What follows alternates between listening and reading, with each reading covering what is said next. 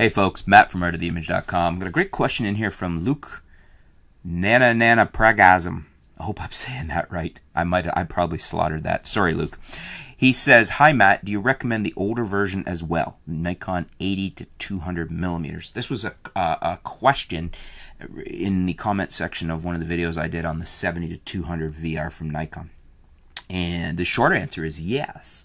I love the Nikon 80 to 200 lenses. I actually really liked the push-pull, the older Nikon 80 to 200 push-pull, the f2.8. We're talking about the f2.8 constant aperture zooms here. They can be had for a very reasonable price. And a lot of people didn't like the push-pull. When I say push-pull, the zoom operated by pushing in and pulling out. That's how you zoom the lens instead of a twist zoom ring. So I've owned one or two of those, and I always loved them. I kind of was tickled by it. Maybe it's a novelty because I was so used to zoom rings. But I really liked it. It was a very sharp lens. It performed very well. I would buy one again in a heartbeat. That said, I also like the AFD and the AFS lens. They made both of those 80 to 200 f2.8, and they're very good too. All of the 70 to 200s have been good. I think the newest one is probably without question the best. I've seen blazingly good reviews on it.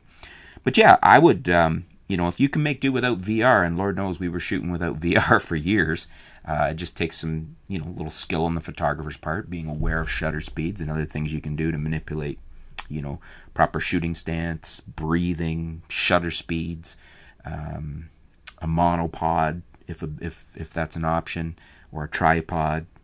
All these things that we did when we didn't have VR, and bear in mind, VR is only good with a non-moving subject. It doesn't help us out at all when our subject's moving. You need a faster shutter speed for a moving subject. VR doesn't factor in there. So, 80 to 200, they're probably a little heavier too. I think the newer 70 to 200s are lighter, so bear that in mind. But I certainly would recommend an 80 to 200, especially if you find a good copy, not a good copy, because I wasn't really aware of any lens variation on those lenses as far as good ones and bad ones. When I say good copy, I mean one in good shape, one that's been taken care of, like new. You could find a used one that's like new in really good shape and a good price, and I would snatch that up in a heartbeat.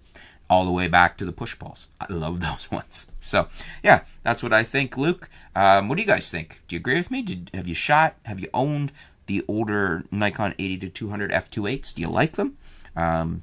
Do you agree with me on that, or do you disagree? Let me know in the comments below, and why. Let's help Luke out here. Thanks for your question. Stay tuned. We'll be back soon here at artoftheimage.com.